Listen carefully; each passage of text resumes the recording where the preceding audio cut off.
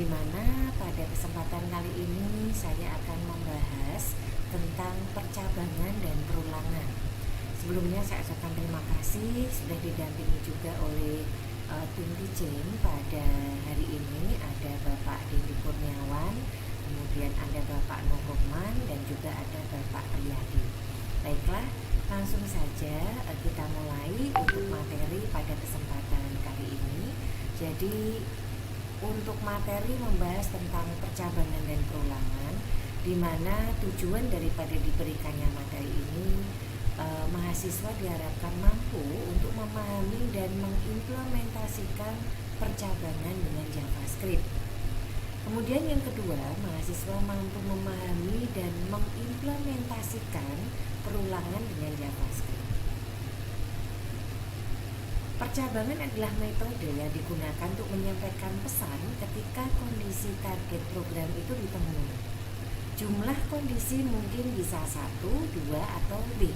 Dengan menggunakan percabangan ini, maka para programmer dapat mengendalikan maupun melakukan kontrol arah coding dengan mudah sesuai dengan logika.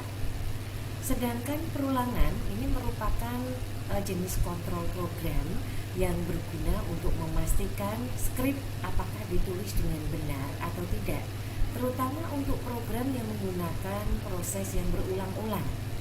Pada bagian ini akan digambarkan sebagai pengulangan atau perulangan. Dengan menggunakan perulangan, maka dapat menghemat space memori maupun meringkas penulisan coding yang sifatnya berulang-ulang. Untuk percabangan, apa sih percabangan itu? Mengapa disebut percabangan? Buat yang belum pernah belajar, ini khususnya untuk DKV ini kan kayaknya kalau untuk materi percabangan, kemudian array dan lain-lain itu mungkin agak kurang ya, karena lebih fokusnya ke desain seperti itu. Nah, paling tidak ini basicnya paham saja bahwa buat yang belum pernah belajar tentang algoritma dan flowchart, istilah yang baru pertama kali didengar, istilah ini sebenarnya untuk menggambarkan program alur yang bercabang. Pada flowchart ini kayak bagan atau simbol gitu ya. Logika jika titik-titik maka, nah ditampilkan dalam bentuk cabang. Gambarnya itu seperti ini. Jadi kalau misalkan menemui simbol yang gambarnya seperti ini disebut dengan percabangan. Jadi sifatnya hanya ada 2 jawaban. Jika tidak true berarti false, jika tidak ya berarti tidak, seperti itu ya. Nah, ini disebut dengan percabangan. Struktur ini selain disebut sebagai percabangan juga disebut sebagai control decision atau flow atau struktur kondisi, structure if, dan sebagainya. Nah, percabangan ini akan dapat membuat perangkat lunak responsif dan memberikan data sesuai dengan kondisi yang ditentukan. Akan cek dulu sebentar. Lagi ke sini. Untuk percabangan if yang pertama ini merupakan jenis percabangan yang hanya memiliki satu blok pilihan bila keadaan sudah stabil. Pertimbangan diagram alurnya seperti ini. Jadi mulai start ya, kemudian ada pertanyaan, apakah total belanja di atas 100.000? Jika ya, maka selamat, Anda mendapatkan hadiah. Jika tidak, maka terima kasih sudah berbelanja. Terus stop atau selesai. Ini disebut dengan percabangan if. Nah, di sini flowchart seperti di bawah ini dapat dibaca. Jika seluruh pembelian Anda melebihi 100.000, maka akan mendapatkan ucapan selamat dan Anda berhak mendapatkan hadiah. Bagaimana jika saya memiliki 100 rupiah sehingga pesan tidak tersampaikan? Misalkan contoh dalam program JavaScript seperti ini. Percabangan if var total belanja, kita bikin variabel dulu dengan prompt total belanja seperti ini ya. Kemudian if total belanja lebih dari 100.000, maka dokumen.write dengan kapasitas heading 2, selamat Anda dapat hadiah. Berikutnya dokumen.write, terima kasih sudah berbelanja di toko kami. Ditutup oleh /script. Hasilnya jika kurang dari 100.000 maka akan muncul notifikasi total belanja 90.000. Oke. Contoh satu input percabangan if akan muncul seperti ini. Terima kasih sudah berbelanja di toko kami. Ini jika yang muncul total belanjanya itu kurang dari 100.000, nanti akan muncul notifikasi seperti ini. Terima kasih sudah berbelanja. Nah, bagaimana jika lebih dari 100.000? Jika lebih dari 100.000 maka akan muncul tulisan selamat Anda dapat hadiah dan terima kasih sudah berbelanja di toko kami. Jika diperhatikan bahwa pada coding ini khususnya untuk if total belanja lebih dari 100.000 maka akan muncul dokumen.write H2 selamat Anda dapat hadiah. Ini disebut dengan blok. Ya, blok program ditulis dalam JavaScript yang diawali dengan kalimat buka kurung kurawal dan diakhiri dengan kalimat tutup kurung kurawal. Jadi bloknya itu mulai dari awal kurung kurawal ini sampai dengan tutup. Jika hanya ada satu ekspres atau phrase atau frase ya dalam satu blok, mungkin tidak perlu mencetak lengan. Ya, jika hanya ada satu baris ekspresi atau kalimat dalam satu blok, tanda kurung boleh tidak ditulis. Nah, contohnya seperti ini. Ya, if total belanja lebih dari 100.000, dokumen.write heading seperti ini. Jadi boleh tidak menambahkan kurung, ditulis saja apa adanya. Tapi untuk percabangan if, berikutnya untuk percabangan if else. If else percabangan adalah contoh percabangan dengan dua blok masukan. Pilihan pertama untuk kondisi yang benar ya, pilihan kedua untuk kondisi yang ringan. Selain itu, perhatikan flowchart berikut. Misalkan ada gambar seperti ini. Di start, apakah passwordnya benar? Benar, jika ya maka selamat datang. Jika tidak, password salah, berarti silahkan coba lagi. Terima kasih sudah menggunakan aplikasi kami, selesai. Nah, ini adalah contoh gambar yang menggunakan percabangan if else. Ini adalah diagram alur untuk membuat kata sandi. Jika kata sandi benar, maka pesan selamat datang itu akan ditampilkan pada blok pesan tersembunyi. Tetapi jika Anda login, Anda akan mendengar pesan berikut, password salah, coba lagi. Nah, kemudian karena itu bukan bagian dari percabangan blok if else, pesan yang saat ini berada di blok abu-abu itu akan dilaporkan kembali. Perhatikan busur panah bahwa setiap blok itu harus bergerak ke tengah. Ini ya, diperhatikan. Ini harus bergerak ke tengah. Di sini. Penegasan percabangan if else-nya itu ada di sini. Silahkan simak program sederhana ini. Jadi ini ada satu program tentang if else, berbeda dengan yang if tadi. Kita membuat variabel password dengan prompt pengisian password. If password sama dengan stay on, ini adalah isi dari passwordnya, maka dicetak dokumen.write selamat datang. S, password salah, coba lagi. Jadi jika benar, maka yang dicetak nanti adalah selamat datang. Tapi jika salah, nanti akan ada keterangan password salah dan silahkan mencoba lagi. Nah, kemudian jika selesai dari semua opsi yang ada di sini, maka akan mencetak terima kasih sudah menggunakan aplikasi ini. Nah, ini adalah contoh if else dengan value yang salah. Hasilnya jika diisi password salah, admin ya, bisa password tadi kan harusnya staycom ya. Nah, ini jika diklik OK maka akan muncul keterangan seperti ini. Password salah, coba lagi. Nah, tulisan terima kasih sudah menggunakan aplikasi ini. Bagaimana jika diisi dengan password yang benar?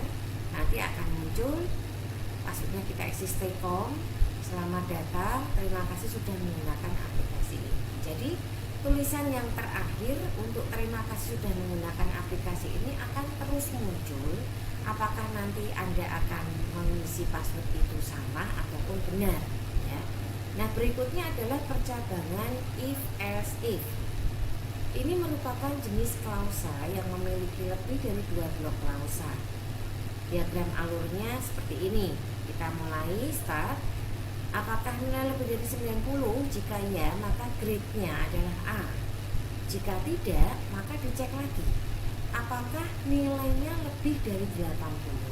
Jika ya, maka grade-nya adalah B+. Jika tidak, ada pertanyaan lagi. Apakah nilainya lebih dari 70? Jika ya, maka grade-nya adalah B. Jika tidak, maka grade sama dengan F. Kemudian tampilkan grade dan stop. Ini harusnya stop ya, bukan mulai.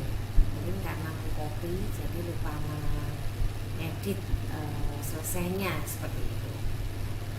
Nah, Anda perhatikan blok yang memiliki sinyal peringatan. Ini adalah blok untuk klausa if else if. Sejumlah blok yang diinginkan yang dapat ditambahkan. Jika melihat dari program yang ada if else if ya, kita membuat variabel nilai dengan prompt inputkan nilai akhir, kemudian var grade-nya itu kita kosongkan dulu. Nah, kemudian untuk pengisian grade-nya itu kita isikan dengan pengujian, di mana jika nilainya lebih besar sama dengan 90, maka grade-nya sama dengan A. Nah, kemudian di sini mulai muncul S-nya ya, if nilai lebih besar sama dengan 80, grade-nya B+, 70 itu B, 60 itu C+, 50 itu C, 40 itu D, 30 itu E, dan yang lainnya adalah F. Nah, untuk terakhir akan muncul tulisan grade Anda .2 apa misalnya. Hasilnya misalkan saja kita melakukan satu proses pengisian, misalkan di sini diisikan 80. Nah, nanti sesuai dengan kondisi yang ada di sini, yang muncul adalah grade B+. Sehingga di sini nanti akan muncul tulisan grade Anda .2 B+. Nah, ini adalah contoh dari percabangan if else if. Karena hanya ada satu baris perintah dalam program di atas ya, maka tidak menggunakan kurung kurawal untuk membuat blok kode if else if-nya, yaitu grade sama dengan saja. Jika kita menggunakan kurung kurawal, maka program yang ada di atas itu akan terlihat menjadi seperti ini. Cukup berbeda ya, coba kita bandingkan dengan yang ada di sini. Ini kan simpel ya. Nah, karena dikhawatirkan dengan penggunaan tanda kurung kurawal ini kadang-kadang malah bisa bikin ada hal yang kurang di sini ya. Katakanlah mungkin kurang tutupnya, ngitung saja itu udah ada permasalahan gitu. Nah, jadi bisa dibandingkan ya yang pakai kurung kurawal maupun yang tidak. Nah, berikutnya adalah percabangan switch case. Klausa switch case adalah jenis alternatif dari klausa if else if dengan struktur switch variable, case value diikuti blok kode break, case value diikuti blok kode break, default diikuti blok kode. Di sini kita bisa membuat case yang diinginkan di kotak saklar. Pada value Anda dapat membandingkan nilai saat ini dengan nilai dari berikutnya dari variabel tersebut. Setiap kasus harus dimulai dengan jeda. Selama pihak yang gagal ini masih istilahnya belum bisa membuka percabangan tersebut atau blok tersebut, maka tidak bisa dibuka ya. Istirahat diperlukan agar tetap fokus pada berikutnya. Nah, di sini kita lihat misalkan percabangan switch case-nya seperti ini. Kita membuat variabel jawab dengan prompt kamu beruntung. Silahkan pilih hadiahmu dengan memasukkan angka 1 sampai dengan 5. Kemudian berikutnya membuat variabel hadiah, kita berikan kosong dulu. Kemudian ini untuk jawaban dari yang kita masukkan. Jika case-nya 1, hadiahnya adalah tisu. Jika case-nya 2, hadiahnya 1 kotak kopi. Jika case-nya 3, hadiahnya adalah stiker. Jika case-nya 4, hadiahnya adalah minyak goreng. Jika case-nya 5, hadiahnya adalah uang Rp50. Kemudian dokumen dotret, ini ada keterangan ups Anda salah pilih. Kemudian di bagian terakhir, kamu gagal mendapat hadiah. Oke, dari logika pemrograman ini, bagian yang terakhir lagi juga masih ada keterangan selamat kamu mendapatkan hadiah. Kita akan lihat seperti apa hasilnya nanti kalau dicoba ya. Jangan lupa dicoba untuk program yang sudah diberikan, nanti dilihat hasilnya seperti apa. Ini memang untuk materi ini kita belajar menggunakan logika seperti itu ya. Nah, di sini kita mencoba memasukkan, silahkan pilih hadiahmu dengan memasukkan angka 1 sampai dengan 5. Misalkan kita memasukkan angka 5, nanti akan muncul sesuai dengan case yang ada di atas, hadiahnya adalah uang 50.000. Maka nanti akan muncul tulisan selamat kamu mendapatkan uang 50.000. Nah, kemudian selain itu, saklon atau casing dapat dibuat dengan cara yang sama. Contohnya dengan menggunakan kurung kurawal seperti ini.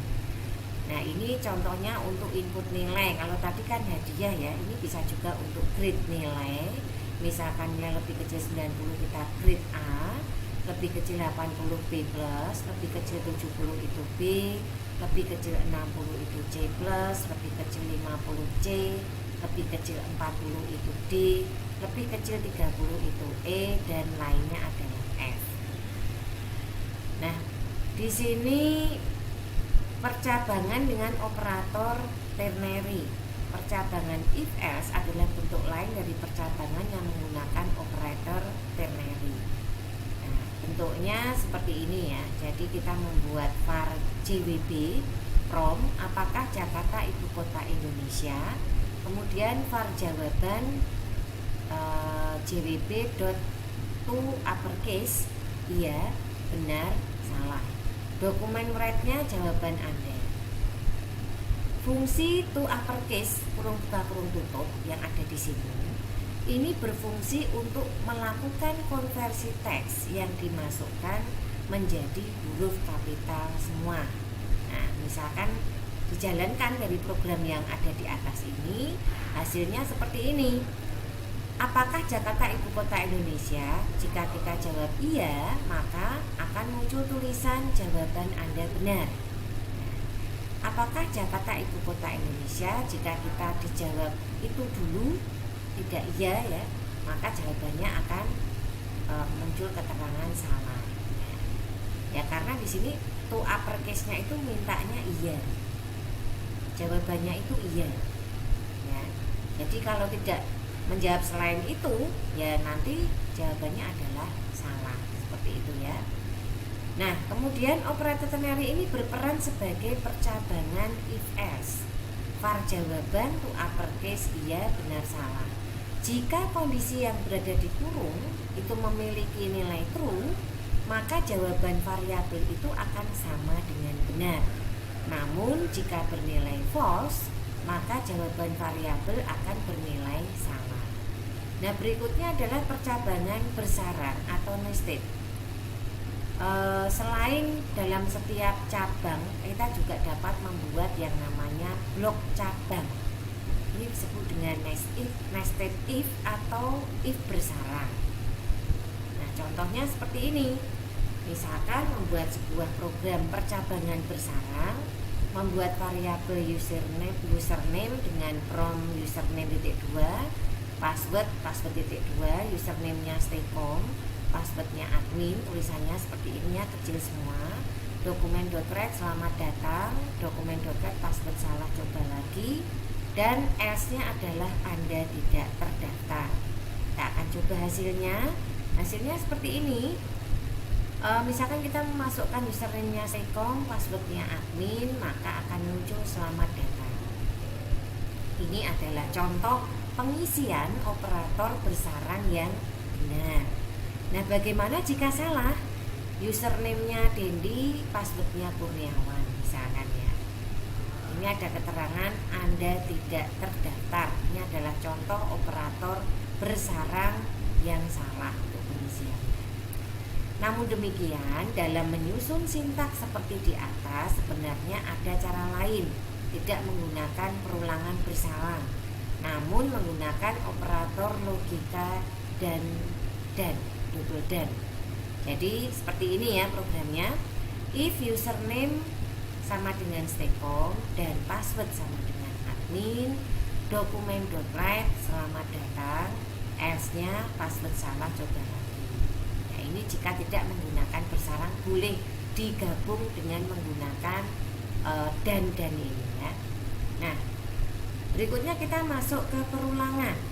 Perulangan atau kadang-kadang disebut sebagai looping adalah proses yang dilakukan secara diam-diam di latar belakang yang sudah dipahami. Menggunakan proses perulangan dapat membuat penulisan kode komputer menjadi lebih efektif. Jika diminta untuk mencetak tulisan dengan perintah Universitas Telkom di website sebanyak 10 kali, mungkin akan membuat perintah seperti ini. Dokumen write terus cetak sebanyak 10 kali. Memang tidak salah dengan menggunakan teknik seperti itu. Namun hal tersebut akan membuat sintaks menjadi panjang. Apalagi jika kita diminta mencetak 1000 kali. Nah, bisa dibayangkan berapa tulisan yang Anda ketik atau dicetak seperti itu. Nah, kondisi seperti ini daripada kita mengulang-ulang, ini bisa diatasi dengan yang namanya teknik perulangan. Tidak peduli seberapa banyak perulangan yang Anda bikin, perulangan ini akan membantu menggunakan kode berulang-ulang. Ada 3 jenis perulangan dalam JavaScript. Biasanya perulangan ini terbagi menjadi 2 ya, loop yang tidak dapat dihitung dan yang dapat dihitung.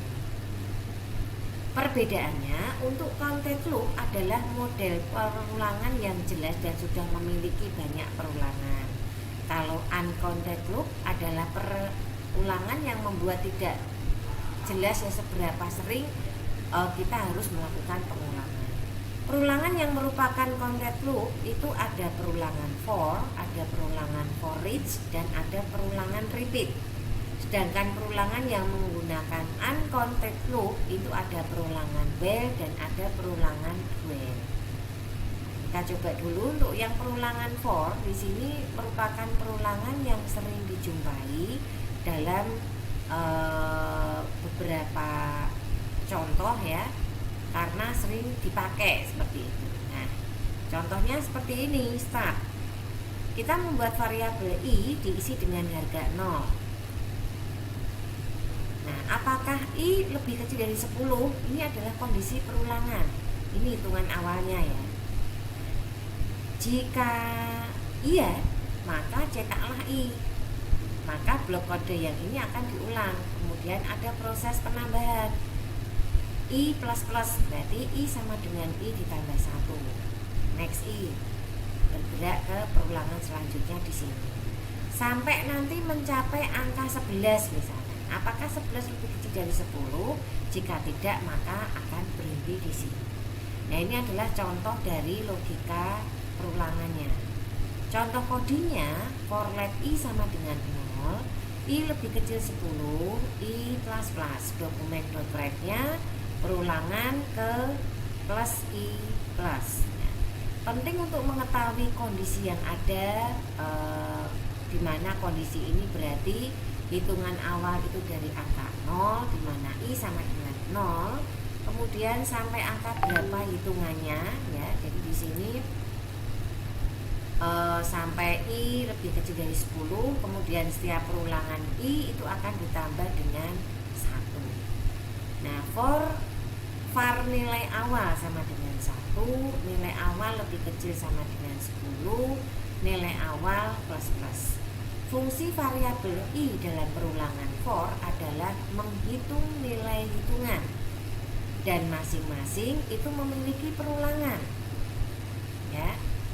Nah, maka untuk hasilnya itu menjadi seperti ini. Ini contoh perulangan ya. Nah, yang dicetak nanti, yang keluar dicetak dari yang kita masukkan dengan harga awal 0 tadi dengan ketentuan lebih kecil 10 itu tampilannya seperti ini. Perlu diketahui juga nama variabel itu tidak harus i, jadi kita bisa mengganti dengan nama yang lain. Ini boleh diganti ya, ini kan hanya nama variabel. Nah, misalkan saja di sini for counter sama dengan 0, counter lebih kecil 50, counter lebih counternya plus sama dengan 3. Oke. Jadi i-nya itu bisa kita ganti ya, nama variabel menggunakan counter. Dan sintak tersebut memulai perulangan dari 0, lalu setiap perulangan nilai variabel counter itu akan ditambah dengan 3. Maksudnya seperti itu. Nah, contohnya menjadi seperti ini, perulangan 0, perulangan 3, karena ditambah dengan 3 terus ya. 3 tambah 3 ya 6, 6 tambah 3 9, 9 tambah 3 12, begitu seterusnya. Apa jadinya jika counter perulangannya dari angka terbesar ke terkecil?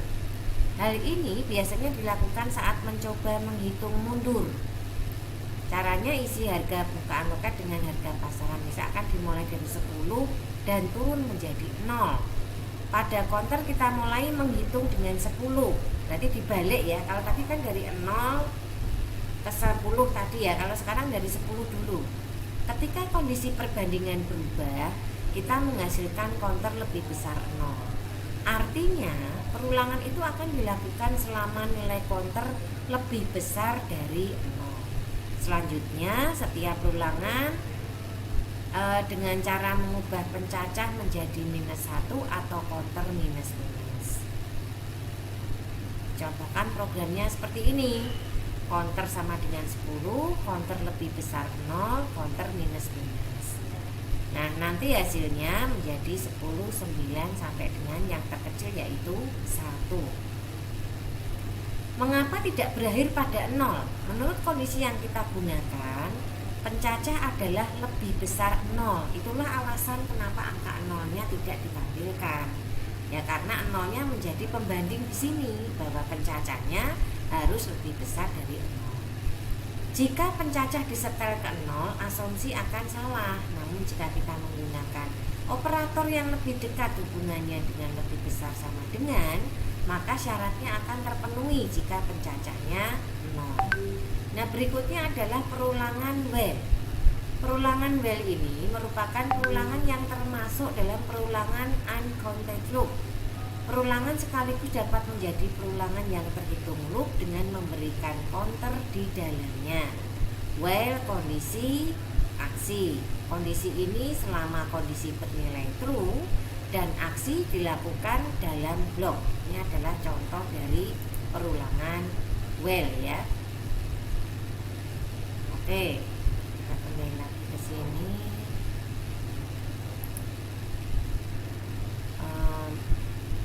Sintak di atas, ini ada contoh sintaknya. Akan mencetak tulisan hello world pada konsol sebanyak-banyaknya tanpa henti. Ini disebut sebagai infinite loop atau perulangan tanpa batas. Nah, bagaimana kalau kita akan memberikan batas? Nah, caranya yaitu perulangan dengan confirm ya, ulang sama dengan confirm lagi misalnya. Cara kedua dengan menggunakan program increment penambahan atau decrement dengan melakukan pengurangan, bukan perulangan ya. Increment itu penambahan, decrement itu pengurangan. Nah, ini adalah contoh perulangan dengan increment karena menggunakannya plus-plus. Kalau yang decrement itu pakainya minus-minus. Perulangan while, apakah Anda mau mengulang? Seperti ini. Nah, ini contoh programnya. Hasilnya, misalkan apakah Anda mau mengulang? Jika oke, maka nanti akan perulangan sudah dilakukan sebanyak 8 kali. Ini ya. Jika kita mengklik OK, maka pesan akan menampilkan confirm itu lagi sambil menghitung jumlah counternya. Berapa kali diklik OK. Namun jika diklik cancel maka akan menampilkan hitungan perulangan. Nah, ini adalah contoh program perulangan confirm oke. Contohnya ya. Selama variabel benar itu akan ditampilkan. Kemudian kami menggunakan fungsi confirm untuk menampilkan dialog konfirmasinya. Namun jika kita memilih cancel, maka nilai variabelnya akan salah. Ketika status ulang variabel salah, maka perulangan itu akan ditampilkan. Nah, berikutnya adalah perulangan duel. Ini mirip dengan perulangan sementara. Ya, hal yang berlaku, do atau while akan melakukan perulangan sekali lagi sebelum memeriksa kondisi dalam sheet while. Bentuknya do blok kode yang akan diulang, while kondisi. Jadi perbedaannya, perulangan duel akan melakukan cek kondisi di belakang sesudah dilakukan perulangan, sedangkan while akan mencek kondisi di depan atau awal sebelum mengulang. Nah, contoh programnya seperti ini, nanti bisa dicoba. Hasil jika dibandingkan dengan perulangan while jika sama-sama diklik cancel. Kalau tadi 8 kali, ini sudah 1 kali. Nah, ini adalah hasilnya. Berikutnya adalah perulangan for each. Biasanya perulangan for each digunakan untuk memindai item dalam array. Loop ini adalah loop terhitung karena jumlah loop itu akan dikurangi dengan panjang dari array. Ada 2 cara menggunakan for each perulangan di JavaScript. Gunakan for dengan operator in dan gunakan metode for each. Contoh, berikut beberapa contoh ekspresi for each tanpa operator in. Contohnya seperti ini. Dengan menggunakan operator seperti ini, perulangan yang sekarang bisa dibuat itu lebih bagus ya, lebih kuat ya. Nah, jadi kedua contoh di atas menjadi seperti ini kalau ditampilkan.